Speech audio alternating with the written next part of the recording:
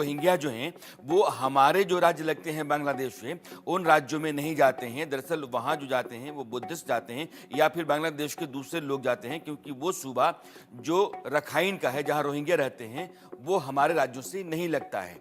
तो यह देखिए वो जहाँ आप कचिन प्रोविंस है, वो चीन से लगता हुआ है और ये पूरे हमारे राज्य हैं।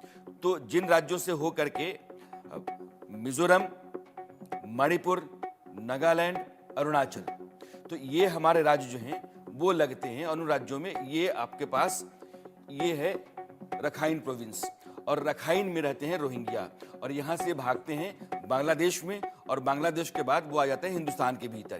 तो ये जो हमारा नॉर्थ ईस्ट है, अब यहाँ से आगे हमारा पूरा ये हिंदुस्तान होता है। तो ये बांग्लादेश में आते हैं और बांग्लादेश के बाद वो हिंदुस्तान के भीतर घुस जाते हैं।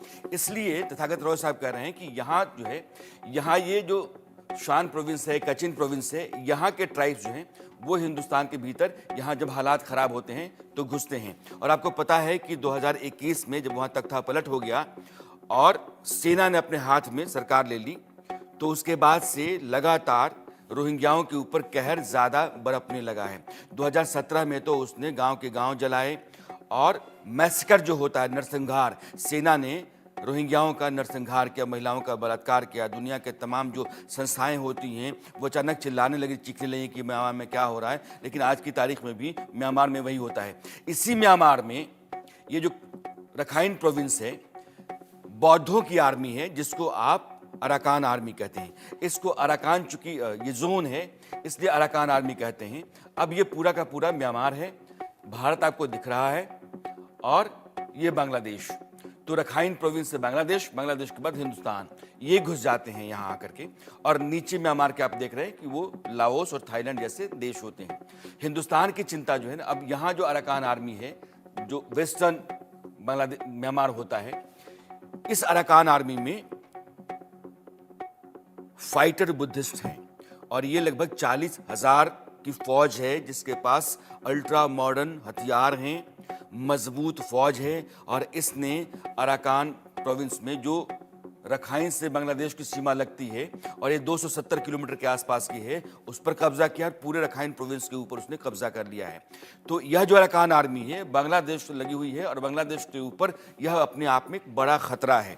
तो इसलिए मैंने कहा कि आपको समझा दूं क्यों तथागत रॉय साहब कह रहे हैं कि ये जो आएंगे रोहिंग्या, बांग्लादेश में आएंगे और फिर हिंदुस्तान के भीतर घुसते हैं। हमारी जो बाकी राज्य हैं, उन राज्यों से जो म्यांमार के प्रोविंस लगते हैं, वो दूसरे प्रोविंस से, और वहाँ के जो ट्राइब्स होते हैं वो हमारे यहाँ उन राज्यों में जाते हैं, चाहे वो मिजोरम हो या फिर मणिपुर हो या नागालैंड हो या अरुणाचल हो।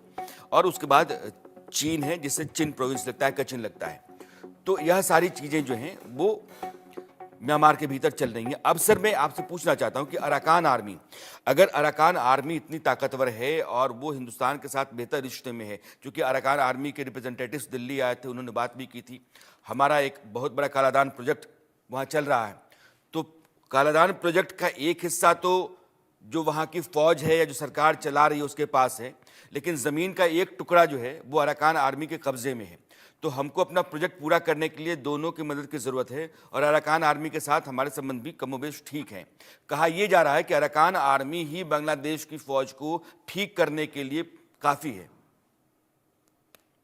मैं तो समझता हूं कि काफी है जी। और मैं थोड़ी पहले जो बताया उसका स्पष्टीकरण कर देता हूं कि जो म्यांमार से सटा हुआ जो राज्य है, जैसे कि मिजोरम, मणिपुर, नागालैंड, ये सारे क्रिश्चियन राष्ट्र है, और रोहिंग्या लोग मुसलमान होते हैं। ये क्रिश्चियन राज्य जो है वो उन लोगों को घुसने नहीं देंगे, किसी हालत से उनको घुसने नहीं देंगे जी। और वो ऐसे अगर घुसने का कोशिश करे तो उसको ऐसे ही पकड़ा जाएगा, क्योंकि भाषा अलग अलग होता है।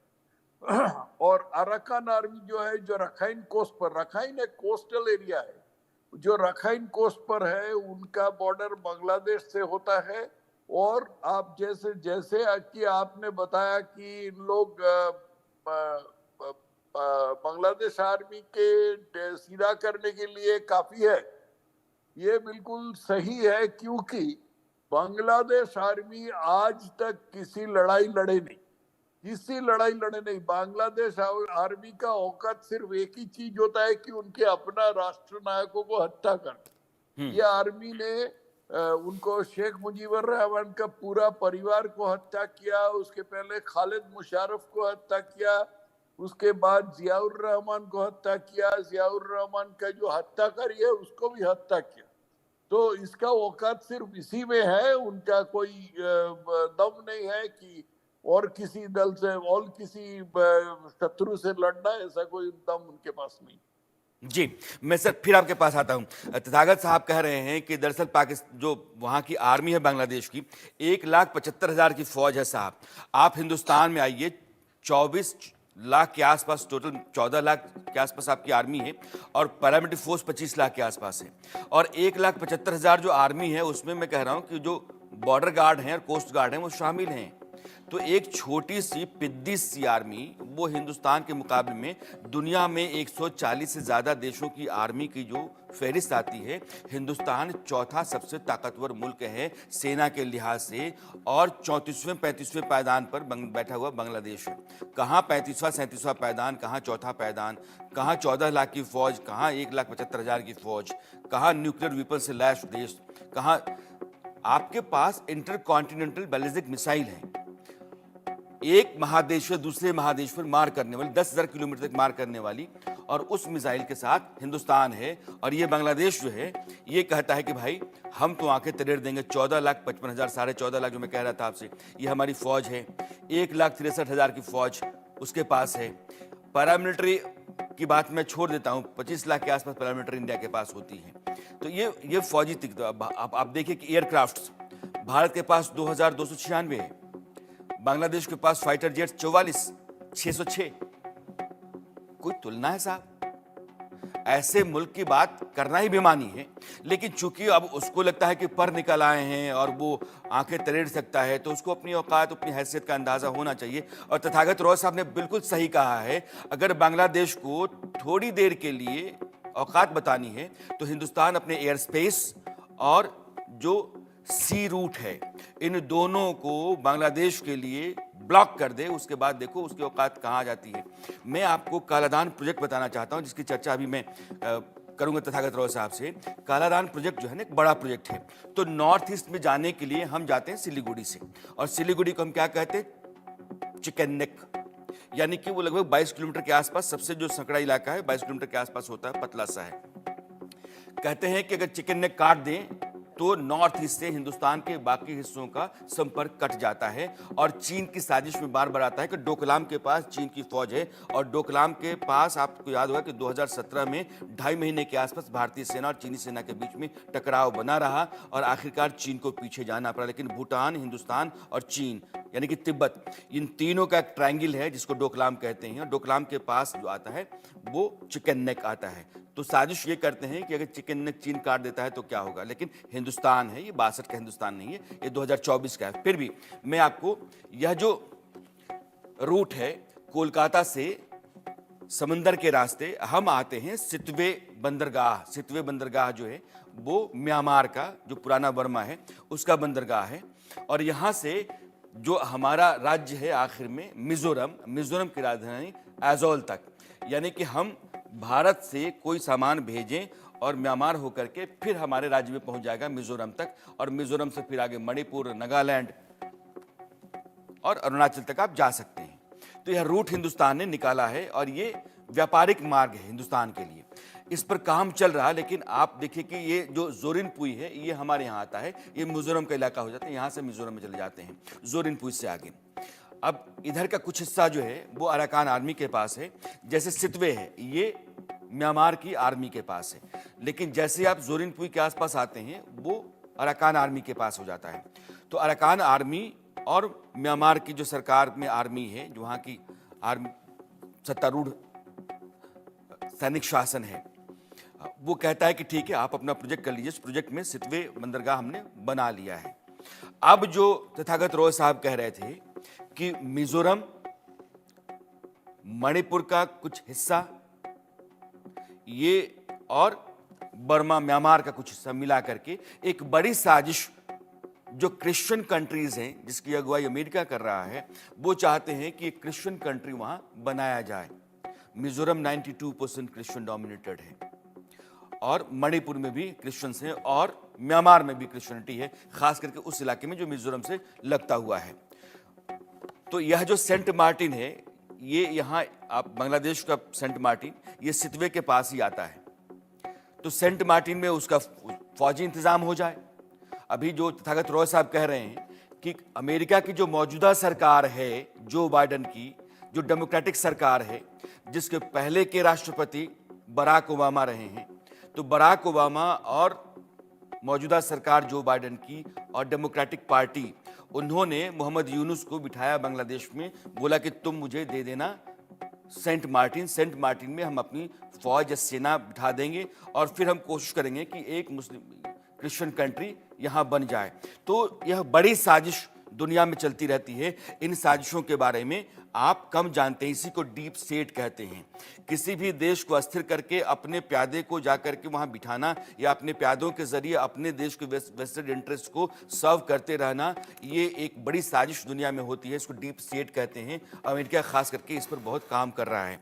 और यह जो सेंट मार्टिन और सितबे है, जिसको मैंने दिखाया कि सितबे बंदरगाह बिल्कुल आसपास हैं, और अगर आप सेंट मार्टिन में हैं, रखाइन आपके पास नहीं है, तो आप अंदर समंदर के रास्ते से नहीं जुड़े हुए हैं। रखाइन प्रोविंस जरूरी है। रखाइन्स के नीचे सितबे है, सितबे के पास सेंट मार्टिन है। सेंट मार्टिन अमेरिका चाहता है। सेंट मार्टिन, इसके पहले की जो प्रधानमंत्री शेख हसीना थी बांग्लादेश में, वो नहीं दे रही थी। और ये आदमी जो प्यादा बैठा हुआ है, मोहम्मद यूनुस, वो अमेरिका के कदमों में है। अब 20 तारीख को जब वहां ट्रंप आ जाएंगे राष्ट्रपति के तौर पर, तो हो सकता है कि समीकरण बदले, लेकिन वो भी अपने देश का हित तो चाहेंगे। वो चाहेंगे सेंट मार्टिन मिल जाए उनकी फौज को, वहां उनकी फौज का एक अड्डा हो जाए, क्योंकि चीन को यहां संभालने के लिए यही मुफीद सा और जरूरी मजबूत अड्डा लग रहा है। तथागत रॉय साहब, ये बार बार एक बात चलती है डीप स्टेट कॉन्स्पिरेसी में कि मिजोरम, मणिपुर का इलाका और म्यांमार के हिस्से को लेकर के क्रिश्चियन कंट्री बनाने की साजिश की जा रही है। ये साजिश लोग कहते हैं कि बहुत दिन से चल रही है, लेकिन अब तक हुई कुछ नहीं। क्यों अब तक इसका कोई नतीजा क्यों नहीं बनी नहीं, इसलिए कि इसके पीछे अमेरिका सरकार के कोई मदद नहीं है। कोई क्रिश्चियन बॉडीज है जो इनके ये सब करने का प्रयास करते होंगे। और अगर इन लोग इस बात पर सीरियस होते, तो नेहरू के जमाने में जब भारत अब के वर्तमान के हिसाब से बहुत ही दुर्बल था, उस समय इन लोग आराम से बना ले सकते थे, लेकिन बनाए नहीं, इसलिए कि इस बात पर इन लोग सीरियस नहीं है। अभी हमारे खतरा जो है वो मुसलमान आर्मी से है, क्रिश्चियन आर्मी से नहीं। क्रिश्चियन आर्मी से हमें होशियार रहना चाहिए, ऐसी कोई बात नहीं है, होशियार रहना चाहिए, लेकिन खतरा हमारे मुसलमान में है। और ये जो मुसलमान रोहिंग्या जो है, जो जिसके एक बहुत बड़ा अंश भारत में घुसे हुए है, उसके खिलाफ हमें लगातार ये लड़ाई करना चाहिए। उसको पकड़ के वो बांग्लादेश में पुश बैक करना चाहिए। अच्छा, और एकदम पहले आपने जो जिक्र किए थे कि वो चिकन स्नैक की बात, ये चिकन स्नैक का सवाल ही नहीं पैदा होता जी। चिकन स्नैक का एक तरफ नेपाल है, तो क्या बांग्लादेश का यह आशा है कि बांग्लादेश और नेपाल दोनों कोऑपरेट करके इंडिया का चिकन स्नैक बंद कर देगा? चीन तो उसके आसपास नहीं है, चीन बहुत दूर है। वहां से चीन जाने के लिए पूरा वो कालिम्पोंग गैंगटॉक हो करके वो उसमें जाना पड़ेगा, क्या कहते हैं, नाथुला पास जाना पड़ेगा। तो चीन क्यों करेंगे ऐसे? चीन तो बांग्लादेश का कोई नौकर नहीं है, चीन अपना स्वार्थ के हिसाब से काम करेंगे। तो ये सब बयानबाजी है, और बयानबाजी में ये याद रखना चाहिए कि बांग्लादेश में जो शासन कर रहा है, उसमें यूनुस का कोई भाग नहीं है। उसमें कई आतंकवादी गोष्ठियां हैं, जिसमें अंसारुल्लाह बांग्ला टीम है, जिसमें हिफाजत इस्लाम है, जिसमें हिजबुत तहरीर है, जिसमें जमात इस्लामी है, जिसमें और भी तरह तरह का आतंकवादी गोष्ठियां, इन लोग आपस में लड़ते हैं क्योंकि इन लोग सभी चाहते हैं कि हम सत्ता में आ जाए बांग्लादेश में। बांग्लादेश मैं को हम मैं कंट्रोल समझ रहा हूँ। तथागत रॉय साहब कह रहे हैं कि जो क्रिश्चियन लोग हैं उनसे हिंदुस्तान को खतरा नहीं है, लेकिन मुसलमानों से है, खास करके रोहिंग्या की तरफ इशारा उनका है, और बांग्लादेश से आने वाले लोग हैं, या फिर बांग्लादेश के भीतर आज की तारीख में जो एक्टिव पॉलिटिकल पार्टीज हैं, जमात इस्लामी और बांग्लादेश नेशनलिस्ट पार्टी की तरह। लेकिन मैं जो अभी तथागत रॉय साहब से कह रहा था कि क्यों है, खबर ये कही जा रही है कि अमेरिका बांग्लादेश, म्यांमार और भारत के कुछ हिस्सों को मिला करके एक ईसाई देश या राष्ट्र बनाने की साजिश रच रहा है, जिसके सवाल में अभी तथागत रॉय साहब से कह रहा था, उसका नक्शा मैं दिखाना चाहता हूं। खबर यह है कि एजेंडे के लिए अमेरिका ने जो कोकी हैं हमारे यहां है ना, और चिन नेशनल फ्रंट जो म्यांमार के भीतर कचिन प्रोविंस के आसपास लड़ता है, केएनएफ, और United liberation front of Assam जिसको उल्फा कहते हैं, उसका सरगना परेश बरुआ, उसके साथ हाथ मिलाया गया है। तो इसको समझिएगा आप। तो परेश बरुआ के पास क्या हुआ कि परेश बरुआ बांग्लादेश के पूर्व प्रधानमंत्री शेख हसीना ने कुछ महीने पहले कुछ इसी तरीके संकेत दिए भी थे, और उन्होंने कार्यक्रम में खुलासा करते हुए कहा था कि बांग्लादेश और म्यांमार से कुछ हिस्से लेकर के पूर्वी तिमोर जैसा एक ईसाई राज्य बनाने की साजिश चल रही है। इंडोनेशिया के पास एक छोटा सा आइलैंड पूर्वी तिमोर, बाद में वो क्रिश्चियन कंट्री हो गया, उसकी कहानी अलग है। लेकिन हसीना का इशारा बाइडेन की तरफ था। हालांकि अमेरिका बार बार इनकार करता रहा, लेकिन यह भी सच है कि अमेरिका बांग्लादेश में एक नौसैनिक या हवाई अड्डा स्थापित करना चाहता है। और यह जो पूरा इलाका है ना, कचिन, आप चिन जो प्रोविंस देख रहे हैं, ये म्यांमार का है, और यहां से मणिपुर और मिजोरम, इसके कुछ इलाके को मिला करके और एक क्रिश्चियन स्टेट बनाने की तैयारी है। क्योंकि परेश बरुआ जो बांग्लादेश के भीतर गिरफ्तार था, उसको सजा थी, परेश बरुआ को इस सरकार ने, यूनुस सरकार ने छोड़ा। जिस आदमी के खिलाफ हिंदुस्तान में कई मुकदमे हैं, उल्फा का वो सरगना है, और उल्फा का वो सरगना जब बांग्लादेश में गया तो वहां गिरफ्तार हुआ, वहां अदालत मुकदमे चले, और वो वहां सजा याफ्ता था। उसको यूनुस सरकार ने रिहा किया है। तुम्हारी दोस्ती परेश बरुआ के साथ, इसके लिए इस क्षेत्र में भारी संख्या में धर्म परिवर्तन भी अमेरिका करवा रहा है, पैसों का सहारा दे रहा है। ये जो अंदर खाने की रिपोर्ट्स आती हैं हम लोगों के पास, उसके हवाले से मैं आपको बता रहा हूं। एक रिपोर्ट कहती है कि भारी संख्या में हिंदू, मुसलमान और बौद्ध समुदाय के लोगों ने अपने धर्म को छोड़ करके ईसाई धर्म अपनाया है, और इसी को लेकर के आरोप लग रहे हैं कि अमेरिका बांग्लादेश, भारत और म्यांमार की जमीन को लेकर के ईसाई राज्य के निर्माण के लिए वहां एजेंडा तैयार कर रहा है। इसलिए मैंने कहा था कि यह जो पूरी स्थिति है, ये एक बड़ा और संगीन सवाल खड़ा करती है। और तथागत रॉय साहब से हमने कहा तो उन्होंने कहा कि नहीं, ईसाइयों को लेकर के इतनी चिंता नहीं है, क्योंकि बनाना होता तो पहले भी बना सकते थे, लेकिन ये लैंड लॉक्ड इलाका है। आप समझिए कि हिंदुस्तान म्यांमार से दबे हुए हैं चीन से। तो इसमें यह बात सही है तथागत रॉय साहब की कि इसमें इतना आसान नहीं है, लेकिन जैसे ही आप रखाइन से एक रास्ता लेते हैं समंदर तक का, उसके बाद चीजें और आसान हो जाती हैं। इसलिए सेंट मार्टिन पर अमेरिका का आकर के बैठना, उसका मंसूबा ऐसा, और म्यांमार के अंदर रखाइन के ऊपर कब्जा करके और फिर अंदर एक ईसाई स्टेट तक जाने का रास्ता तैयार करना किसी बड़ी साजिश का हिस्सा है जो अमेरिका रचता रहा है, और ये भी डीप स्टेट का हिस्सा हो सकता है। तथागत रॉय साहब, इस तरह की जो रिपोर्ट्स आती हैं, इससे आपकी सहमति कितनी है?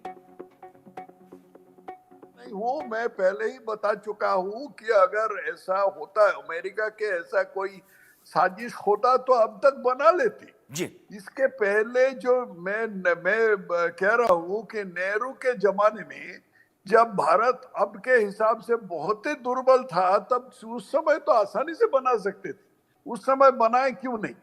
और ये भी समझना चाहिए हमें कि अमेरिका कोई क्रिश्चियन, माने खास क्रिश्चियन स्टेट नहीं है। जिस हिसाब से पाकिस्तान इस्लामी स्टेट है या अफगानिस्तान इस्लामी स्टेट है, उस हिसाब से अमेरिका कोई क्रिश्चियन स्टेट नहीं है। हाँ, वहाँ ज्यादातर लोग जरूर क्रिश्चियन है, लेकिन यहूदी भी बहुत है और उनका भी काफी प्रभाव है। और सब लेकर के उनका अभी तक मैं ऐसा कोई लक्षण ये नहीं देखा जिसके आधार पर ये तय किया जा सकता है कि अमेरिका ऐसे क्रिश्चियन स्टेट बनाने का प्रयास कर रहे हैं। सेंट मार्टिन आइलैंड अगर इन लोग कब्जा करना चाहते हैं तो वो तो अलग बात है। जैसे डिएगो गार्सिया नाम के एक आइलैंड है, वो भारत महासागर में है। डिएगो गार्सिया एक द्वीप है जी। ऐसे सेंट मार्टिन आइलैंड, वो सेंट मार्टिन द्वीप को कब्जा करने का हो सकता है ऐसा कोई, ये अभी तक कोई इस अभी बारे तक में कोई साफ साफ एकदम संकेत आपको दिखते नहीं हैं और यह सिर्फ ख्याली पुलाव की तरह लगता है। तथागत राव साहब को सर बहुत बहुत शुक्रिया आपका जुड़ने के लिए। Thank you sir, thanks lot. धन्यवाद धन्यवाद। और अब हमारे